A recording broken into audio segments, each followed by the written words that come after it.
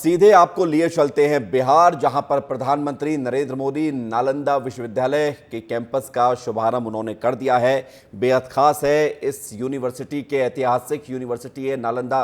इतिहास के पन्नों को पलटकर देखिए तो भारत की ये बहुत बड़ी पहचान के तौर पर भी नालंदा यूनिवर्सिटी को जाना जाता है। और तस्वीर अब आप देख रहे हैं, वही यूनिवर्सिटी के एक नए कैंपस का उद्घाटन प्रधानमंत्री नरेंद्र मोदी करते हुए उद्घाटन हो चुका है। अब उनका सम्मान किया जा रहा है। इस यूनिवर्सिटी में 2 एकेडमिक ब्लॉक बनाए गए हैं, 40 क्लासरूम हैं, 1900 बच्चों की बैठने की व्यवस्था है, 2 ऑडिटोरियम भी हैं, 300 सीटें जिसमें बच्चे बैठ सकते हैं, छात्र बैठ सकते हैं। साथ ही साथ इंटरनेशनल सेंटर और एम्फी थिएटर भी तैयार किया गया है, जहां पर 2000 लोगों की बैठने की क्षमता है। छात्रों के लिए फैकल्टी क्लब है, स्पोर्ट्स कॉम्प्लेक्स है और तमाम सुविधाएं हैं। खास बात यह है कि ये जो कैंपस आप देख रहे हैं, जिसकी उद्घाटन प्रधानमंत्री मोदी ने किया है, ये नेट जीरो कैंपस है, यानी कि कार्बन उत्सर्जन इस फैक्ट्री में, इस कैंपस में नहीं होगा। नालंदा यूनिवर्सिटी के इस कैंपस को पर्यावरण के अनुकूल बनाया गया है। और जैसा कि इतिहास के पन्नों में हम पढ़ते हैं, देखते हैं कि नालंदा यूनिवर्सिटी के आसपास तालाब भी था, तो वैसे ही संरचना यहाँ पर भी देखी गई है। और ये खास पहलू है आज का। आप देखेंगे मंच पर प्रधानमंत्री मोदी भी हैं और बिहार के सीएम नीतीश कुमार भी नजर आ रहे हैं। साथ ही साथ 17 देशों का डेलीगेशन भी यहाँ पर पहुँचा हुआ है, क्योंकि यहाँ पर आपको बता दें ऑस्ट्रेलिया, बांग्लादेश, भूटान, कंबोडिया, चीन, Indonesia, Laos, Mauritius, Myanmar, New Zealand, पुर्तगाल, सिंगापुर, दक्षिण कोरिया, श्रीलंका, थाईलैंड और वियतनाम की इसमें भागीदारी भी है। और यहाँ से एम्बेसडर भी आज के इस खास कार्यक्रम में शामिल होने के लिए पहुंचे हैं।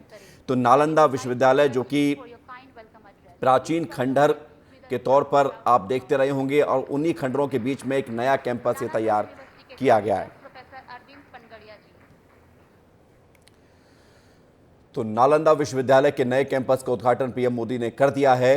खबर अब भोपाल से लेते हैं, जहां पर लो फ्लोर बस संचालकों की हड़ताल लगातार जारी है और आज 6वां दिन है। लो फ्लोर बस यानी कि लोकल रूट पर चलने वाली, भोपाल में जो लोकल ट्रांसपोर्ट को पूरा करती है वो बसें, और उसकी बसों के जो चालक हैं वो लगातार काम नहीं कर रहे हैं। हड़ताल के चलते यात्री परेशान हो रहे हैं। बाग मुगलिया डिपो में 100 से ज़्यादा बसें खड़ी हैं।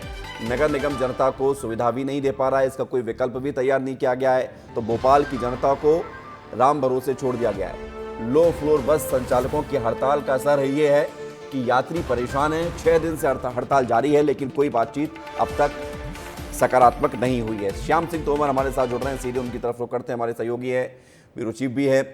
और श्याम, जरा बताइए कि अब इस पूरे मामले को लेकर क्या हो रहा है, क्योंकि 6 दिन बीत चुके हैं, भोपाल की जनता परेशान है, लोकल ट्रांसपोर्ट का दूसरा विकल्प दिख नहीं रहा है, लेकिन रास्ता नहीं निकल रहा है। देखिए, वाकई में ये बड़ा दुखद है, जनता परेशान है, क्योंकि लोक परिवहन, जिन बसों की हम बात कर रहे हैं, लोक परिवहन में आती हैं, उनका न चलना और उन लोगों का न सुनवाई होना। अगर नगर निगम को लगता है कि उनकी मांगे जायज़ है तो उस पर फैसला लेना चाहिए, ताकि जनता को राहत मिले। अगर लगता है मांगे जायज़ नहीं है तो वैकल्पिक जो है व्यवस्था करनी चाहिए, ताकि जनता को मंडीदीप जाना है, कोलार जाना है, रायसेन रोड जाना है, अयोध्या जाना है, तो जाएंगे तो कैसे? तो ये बड़ी समस्या जो है शहर में बनी हुई है। लो फ्लोर बसों की हड़ताल चल रही है और उस पर कहीं कोई सुनवाई नहीं है। लेकिन श्याम, सवाल इस बात को लेकर है कि 6 दिन बीत चुके हैं, जनता परेशान हो रही है, लो फ्लोर बसें काम नहीं कर रही हैं, सड़क पर दौड़ नहीं रही हैं। बातचीत का कोई रास्ता बनाया जा रहा है, कोई विंडो खोली गई है, या फिर नगर निगम अपने हिसाब से चल रहा है और जो हड़ताल कर रहे हैं तमाम कर्मचारी, उनको भी किसी की परवाह नहीं? देखिए, कर्मचारी तो अपनी मांगों पर अड़े हुए हैं। हालांकि चर्चाएं चल रही हैं, लेकिन किसी एक राय पर जो है आना मुश्किल हो रहा है। तो ऐसे में नगर निगम को थोड़ा सा जो है समझौता करते हुए उनकी मांगों को मानना चाहिए। छोटी छोटी मांगें हैं, बहुत बड़ी मांगें नहीं हैं। वो अपना भविष्य जो है उज्जवल रखते हुए, क्योंकि वो थर्ड पार्टी जो है रिक्रूटमेंट है, उन सभी जो बसें चलाने वाले कर्मचारी हैं, तो उनकी सेवा शर्तें बहुत ख़राब हैं। उन सेवा शर्तों को दुरुस्त करवाना चाहते हैं और निगम का दखल चाहते हैं। तो निगम इस काम को बखूबी कर दे तो ये चीज़ें जो है सॉल्व हो जाएंगी और बसें दौड़ने लगेंगी। लेकिन शाम, समस्या यही है कि अभी दखल नहीं दिया जा रहा है, लेकिन बसें वहीं की वहीं थमी हुई हैं। शुक्रिया आपका हमारे साथ जुड़ने के लिए, तमाम जानकारी के लिए। तो भोपाल में जो लोकल ट्रांसपोर्ट की बसें हैं, लो फ्लोर बसें, वो नहीं चल रही हैं। बढ़ेंगे आगे, छत्तीसगढ़ से खबर है, जहां पर सारंगढ़ के से इस वक्त की बड़ी खबर मिल रही है। महाठग शिवा साहू को पुलिस ने गिरफ्तार कर लिया है। सारंगढ़ से खबर है, महाठग शिवा साहू को गिरफ्तार किया गया है। पुलिस ने गिरफ्तारी की है। 3 महीने से आंख मिचौली का खेल खेल रहा था सूर्यकांत, रमेश, दिनेश, लक्ष्मी नारायण, भगवत साहू, ये भी गिरफ्तार किए गए हैं। सूर्यकांत को बिलाईगढ़ से गिरफ्तार किया गया है। बाकी आरोपियों को रायपुर और बिलासपुर से गिरफ्तार किया गया है। शिवा साहू पर 3 करोड़ 26 लाख रुपए की ठगी का आरोप है, जिसके बाद पुलिस को इसकी तलाश थी और आखिरकार सारंगगढ़ में इसकी गिरफ्तारी हो गई है। अनमोल तिवारी हमारे साथ जुड़ रहे हैं जरा जानकारी के लिए। अनमोल, जरा बताइए, शिवा साहू का गिरफ्तार होना, बाकी साथियों का गिरफ्तार होना कितनी बड़ी खबर है? अब बिल्कुल देखिए, बहुत बड़ी खबर है कि जिस तरीके से शिवा साहू को लेकर के हमने खबर भी चलाया था और हमने पहले बताया था, विस्तार न्यूज़ ने सबसे पहले बताया था कि शिवा साहू एक बहुत बड़ा महाठग है, एक छोटे से गांव रायकोना से आता है और जिस तरीके से वो लोगों को लालच देकर इन्वेस्टमेंट के नाम पर पैसा लेता था। अब देखिए बहुत बड़ा खुलासा हुआ, हमने किया, उसके बाद अब देखिए गिरफ्तार आखिरकार होना ही पड़ा शिवा साहू को, क्योंकि 3 महीने से वो फरार चल रहा था। हमने उसे लेकर के उसके पूरे कारनामे को हमने दिखाया था, उसके घर भी जाकर विस्तार न्यूज़ ने सबसे पहले ग्राउंड रिपोर्टिंग भी की थी। और अब देखिए विवेक, अब नतीजा ये रहा कि शिवा साहू गिरफ्तार हो गया है। विजय शर्मा ने भी एक बड़ा बयान दिया था कि कोई भी अग ठग हो हम उसे पाताल से भी खोज कर लाएंगे। यही देखिए नतीजों में भी निकल कर आया कि शिवा साहू को गिरफ्तार कर लिया गया है। उसको रायपुर से गिरफ्तार किया गया है, वो छिप कर बैठा हुआ था। वहीं उसके जो साथी हैं उनको बिलासपुर से गिरफ्तार किया गया है। अनमोल, इस तरीके से अनमोल, जो भी इस पूरे गैंग में ये जो आप बात बता रहे हैं महत्वपूर्ण है कि किस तरह से गिरफ्तारी हुई है। और विजय शर्मा लगातार इस बात को लेकर कहते भी आए हैं कि लॉ एंड ऑर्डर बिगड़ने नहीं दिया जाएगा, चाहे कोई भी हो। हम तस्वीरें चला रहे हैं जिसमें शिवा साहू बड़ी बड़ी गाड़ियों में बैठता हुआ नजर आ रहा है, कई गाड़ियों को खरीदता हुआ दिख रहा है, अनकवर करता हुआ दिख रहा है। इतना पैसा इसके पास कैसे आया था, किस तरह से ठगी करता था, बताइए। हाँ विवेक, ये समझने वाली बात है और हमने पहले भी बताया था। ये क्या करता था विवेक कि लोगों को झांसा देता था कि आप पैसा इन्वेस्ट कीजिए, हम 1 महीने में जो पैसे हैं वो अनमोल रोक रहा हूं मैं आपको, पूरी खबर आपसे लूंगा, लेकिन इस बीच एक बड़ी खबर आ रही है, उस पर मुझे जाना पड़ेगा। अनमोल लौट रहे हैं आपके पास। बड़ी खबर यह है कि रायपुर से यूपी एसटीएफ ने अनवर ढेबर को गिरफ्तार किया था। रायपुर में सिविल लाइन थाने में है अनवर ढेबर। आज रायपुर कोर्ट में अनवर ढेबर को पुलिस पेश करेगी। बड़ी खबर आपको बता रहे हैं, अनवर ढेबर को यूपी एसटीएफ ने गिरफ्तार किया था, जिसके बाद अब यूपी एसटीएफ की टीम रायपुर कोर्ट में पेश करेगी। शराब के नकली होलोग्राम बनाने के मामले में गिरफ्तारी हुई है अनवर ढेबर की। और तुरंत आपको बता दें कि एक मामले में जमानत मिलते ही यूपी एसटीएफ ने अनवर ढेबर को गिरफ्तार किया था। फिर दूसरे मामले में शराब के नकली होलोग्राम बनाने के मामले में गिरफ्तारी हुई। अब से थोड़ी देर में रायपुर कोर्ट में अनवर ढेबर को पुलिस पेश करने जा रही है। शराब के नकली होलोग्राम से जुड़ा हुआ पूरा मामला है। अनमोल हमारे साथ जुड़ गए हैं जरा जानकारी के लिए। अनमोल जरा बताइए कि ये बड़ी खबर है, अनवर ढेबर को पुलिस पेश करने जा रही है, यूपी एसटीएफ ने अब गिरफ्तार कर लिया, पूरी जानकारी बताइए। अब बिल्कुल विवेक, देखिए पूरा मामला जो है कल का है। कल जो है अनवर ढेबर को जमानत मिल चुकी थी। वो जैसी सेंट्रल जेल से बाहर निकले, यूपी एसटीएफ की टीम जो है वहां पर पहुंच गई थी और यूपी एसटीएफ की टीम जो है वहीं से उन्हें जो है गिरफ्तार कर ली और फिलहाल जो है उन्हें सिविल लाइन थाने में रखा गया है। ये देखिए सिविल लाइन थाना है, यहीं पर जो है देर रात जो है अनवर ढेबर को लाया गया था और यहीं पर जो है अनवर ढेबर की कल रात गुजरी थी। और अभी इस सिविल लाइन थाने को देखिए कि यहाँ पर पुलिस की काफ़ी मौजूदगी है, सुरक्षा बल के जवान तैनात कर दिए गए, काफ़ी टाइट सिक्योरिटी है। अब खबर ये है विवेक कि अब अनवर ढेबर को आज जो है कोर्ट में पेश किया जाएगा और वारंट लेकर उनकी वारंट लेकर फिर उन्हें जो है नोएडा के लिए पुलिस रवाना होगी।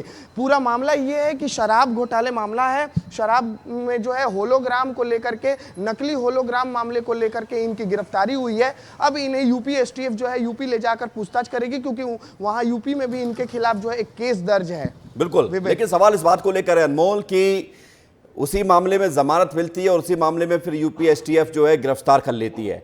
कई ऐसे सवाल उठे थे जब ये पूरा घोटाला सामने आया था कि छत्तीसगढ़ में शराब को लेकर इस तरह की कोशिश की गई ताकि ठेकेदारों को फायदा हो, और उससे जुड़ा हुआ अनवर ढेबर का नाम सामने आया था, जहां पे नकली होलोग्राम बनाने की बात कही गई थी। बड़े खुलासे हो सकते हैं और कुछ और नाम भी सामने आ सकते हैं अनमोल। अब बिल्कुल देखिए कई बड़े खुलासे हो सकते हैं विवेक, क्योंकि इसके तार जो है सिर्फ छत्तीसगढ़ ही नहीं बल्कि विदेशों से भी जुड़े होने का मामला सामने आ रहा था। और जिस तरीके से अनवर ढेबर जो एक बहुत बड़े कारोबारी थे और 2000 करोड़ रुपए का ये पूरा घोटाला विवेक, बहुत चर्चित घोटाला छत्तीसगढ़ का, लेकिन देखिए नतीजा ये है कि अब अनवर ढेबर पुलिस के शिकंजे में है। और यहाँ सिविल लाइन थाना में देखिए पूरा ये जो थाना है पुलिस की छावनी में तब्दील हो गया है। यहाँ पर सुरक्षा बल के जवान मुस्तैद हैं और अब से कुछ ही देर में जो है अनवर ढेबर जो है यहाँ से निकलने वाले हैं और उन्हें जो है कोर्ट में ले जाया जाएगा। देखिए तैयारी भी पूरी हो गई है। कैमरा जो ऊपर करके दिखाइए, बिल्कुल दिखाइए किस अनमोल। तरीके से वहां पर यूपी एसटीएफ की टीम जो है मौजूद है, किस तरीके से वहां अधिकारियों में बातचीत हो रही है, किस तरीके से वहां देखिए पुलिस के जवान में हलचल तेज हो गई है। और अनवर ढेबर आपको दिख रहे होंगे ठीक सामने, देखिए वो अनवर ढेबर खड़े हैं वहां पे, वो अनवर ढेबर हैं। अनवर ढेबर पुलिस टीम के साथ मौजूद हैं और यहां से अब वो जो है कोर्ट के लिए रवाना होंगे। विवेक की एक्सक्लूसिव तस्वीरें हैं सुबह की कि अनवर ढेबर नजर आ रहे हैं, क्योंकि देर रात जो है उन्हें एम्बुलेंस में सेंट्रल जेल से यहां लाया गया था, लेकिन इस वक्त अनवर ढेबर देखिए पुलिस के साथ मौजूद हैं। बताते रहिए अनमोल, तस्वीर हम देख रहे हैं आपके माध्यम से, बताइए। बिल्कुल देखिए अनवर ढेबर के बारे में मैं बता दूं कि देखिए रायपुर के महापौर हैं एजाज ढेबर, उनके भाई हैं अनवर ढेबर।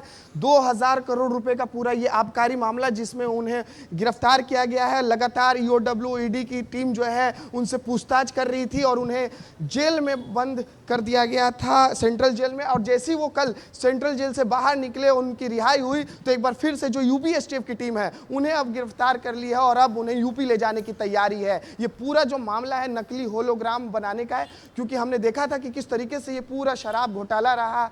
इसमें बहुत बड़े नाम आए, कई अधिकारियों के भी नाम आए। पूर्व सचिव जो है एपी त्रिपाठी, वो भी इसमें जो है गिरफ्तार है। एपी त्रिपाठी को भी जो है यूपी ले जाया गया है कल रात को। अब जो है अब इनका वारंट लेकर ढेबर का, बिल्कुल अनमोल, चाहे वो अनवर ढेबर हो, एपी त्रिपाठी हो, त्रिलोक ढिल्लन हो, ये तमाम वो नाम है जो इस पूरे मामले में अब तक सामने आए हैं, जिनकी गिरफ्तारी भी हुई है।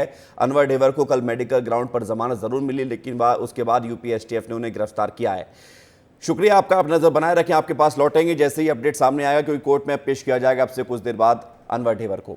बढ़ेंगे आगे, बुरहानपुर से खबर है जहां पर एसडीएम ने अवैध कॉलोनी पर शिकंजा कस लिया है और कॉलोनी काटने वाले खेत मालिक पर एफआईआर दर्ज की गई है। बगैर परमिशन के कॉलोनी का निर्माण कर दिया गया था।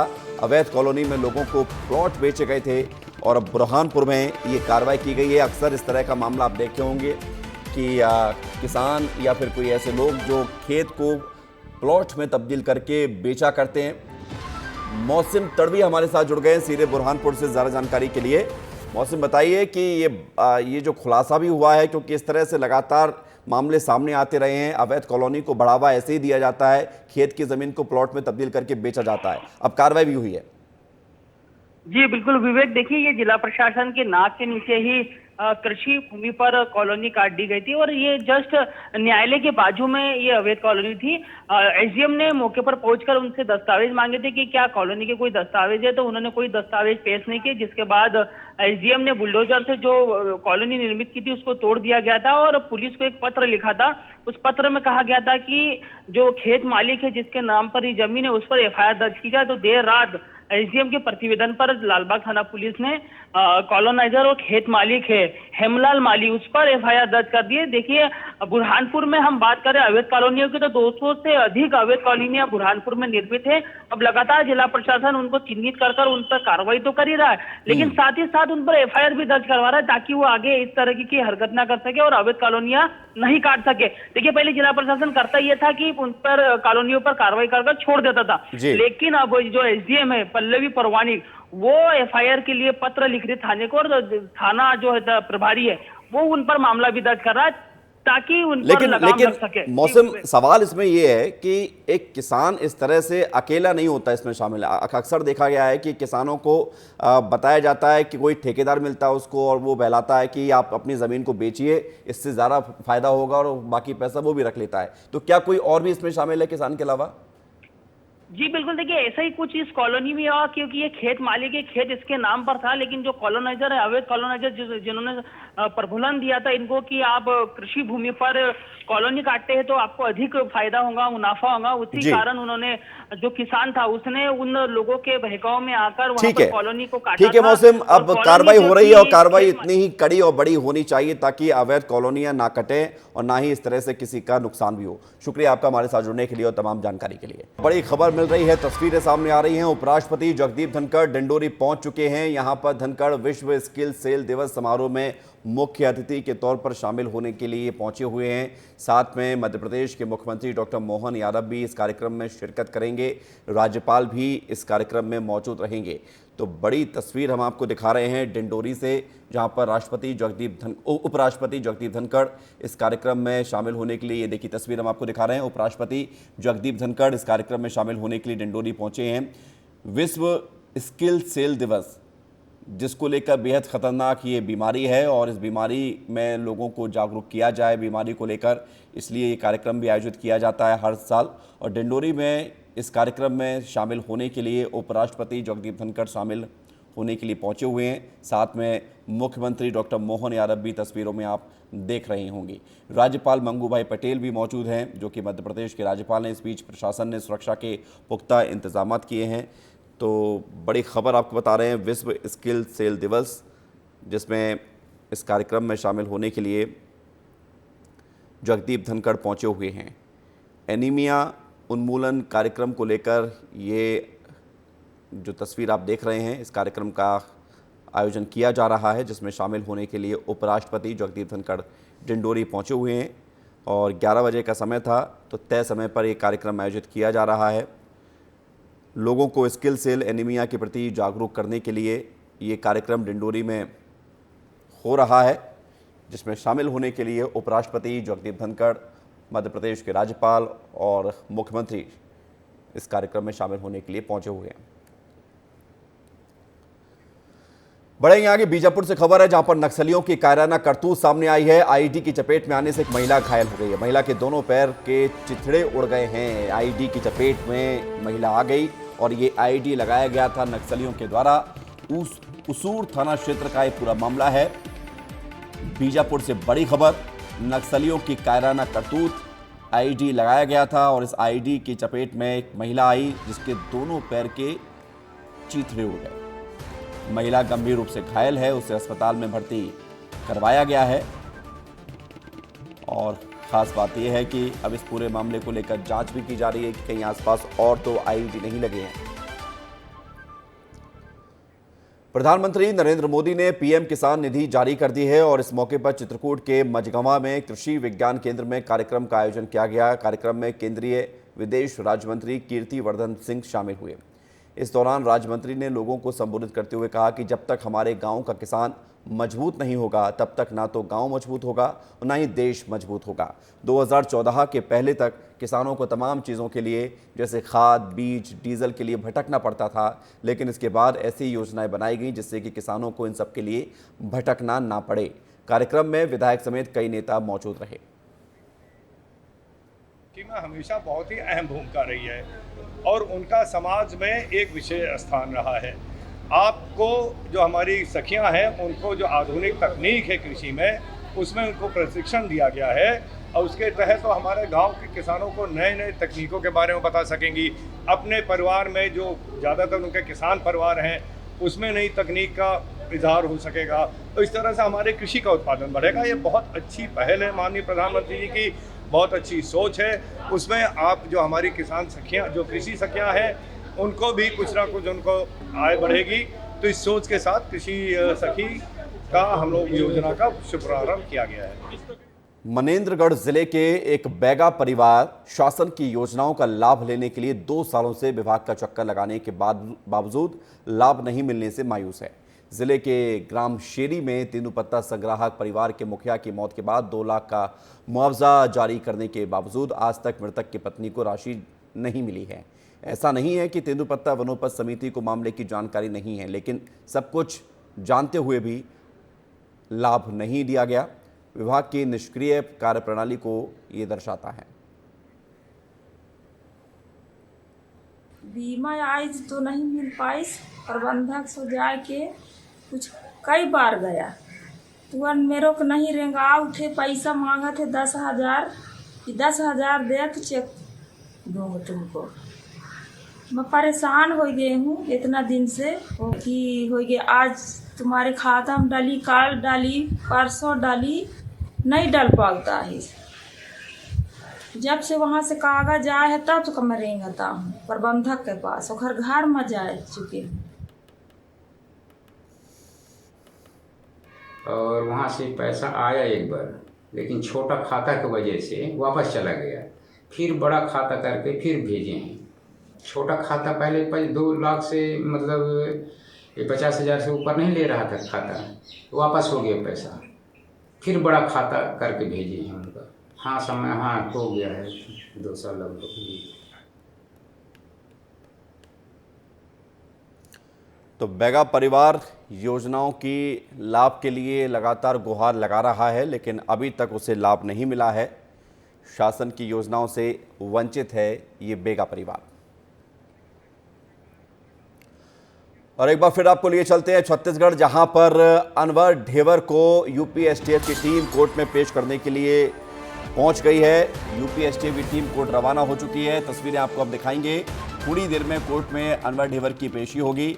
शराब घोटाले जुड़ा हुआ पूरा मामला है। यूपी एसटीएफ की टीम ने अनवर ढेबर को गिरफ्तार किया है, लेकिन गिरफ्तारी से पहले कोर्ट में पेशी होगी, मेडिकल भी होगा और उसके साथ साथ पेशी के बाद फिर यूपी एसटीएफ की टीम यहाँ से उत्तर प्रदेश लेकर रवाना होगी। अनमोल हमारे साथ लगातार बने हुए हैं जो इस खबर पर जानकारी दे रहे हैं। अनमोल बताइए, टीम निकल चुकी है अनवर ढेबर को लेकर कोर्ट के लिए, उससे पहले मेडिकल भी होगा क्या? तो आप लोग लेके चले जाएंगे।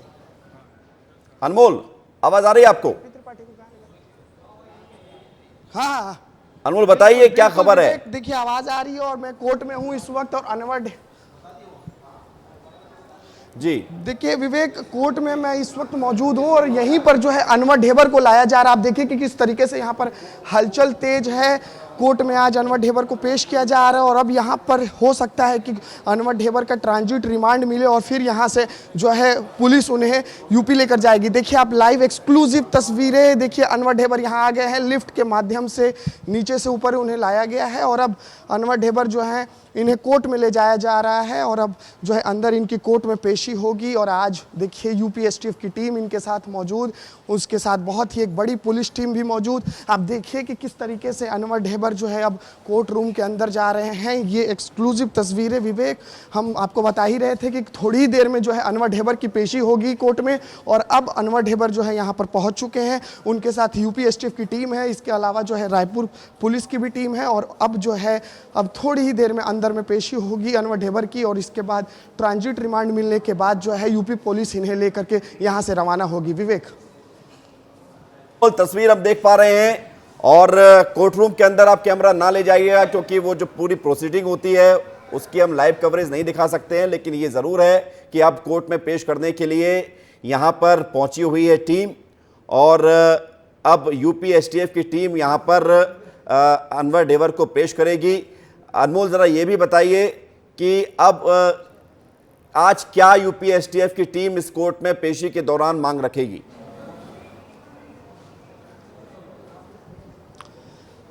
देखिए मांग साफ है विवेक, क्योंकि यूपी एसटीएफ की टीम जैसे ही कल अनवर ढेबर की रिहाई हुई, वो सेंट्रल जेल से बाहर निकले तो यूपी एसटीएफ की टीम वहां पर मौजूद थी और वहीं से जो है उनकी कस्टडी में ले लिया गया था। और देर रात जब सिविल लाइन थाने में उन्हें रखा गया तब एक पर्ची के माध्यम से उनके परिवार वालों को बताया गया कि यूपी एसटीएफ की टीम जो है अनवर ढेबर को गिरफ्तार कर चुकी है और अब अनवर ढेबर को कल जो है कोर्ट में पेश किया जाएगा। कल देर रात यही जानकारी दी गई थी परिजनों को और आज देखिए अब न्यायालय में जो है अनवर ढेबर को जा चुका है। अब जो है यहाँ पर इनकी पेशी होगी और इसके बाद यहाँ से जो है ट्रांजिट रिमांड पे जो है इन्हें जो है ले जाया जाएगा, यूपी में ले जाया जाएगा। क्योंकि देखिए मैं आपको बता रहा था कि पूरा जो मामला है नकली होलोग्राम बनाने का मामला है, क्योंकि पूरा शराब घोटाला मामला 2000 करोड़ का, इसमें नकली होलोग्राम बना के जो है इसकी बिक्री की जाती थी। तो कुल मिला के बात यह है विवेक कि अब यहाँ जो है कोर्ट में पेशी के बाद यूपी पुलिस जो है इन्हें यहाँ से ट्रांजिट रिमांड पे जो है यूपी ले जाएगी यहाँ से पूछताछ के लिए। तो क्या कोई ऐसा नियम होता है अनमोल कि 14 दिन की ट्रांजिट रिमांड मिल सकती है अधिकतम, या फिर मतलब ये होगा कि कोई समय सीमा तय की जाएगी ट्रांजिट रिमांड के दौरान?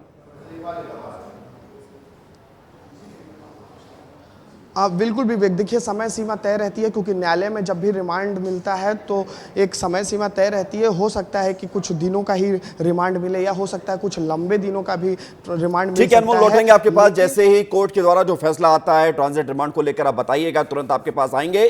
तो बड़ी खबर यह है कि अनवर ढेबर को यूपी एसटीएफ की टीम ने कोर्ट में पेश कर दिया है। तस्वीरें हम आपको दिखा रहे हैं। कुछ देर में कोर्ट के द्वारा अनवर ढेबर को लेकर जो फैसला आता है वो भी आपको बताएंगे।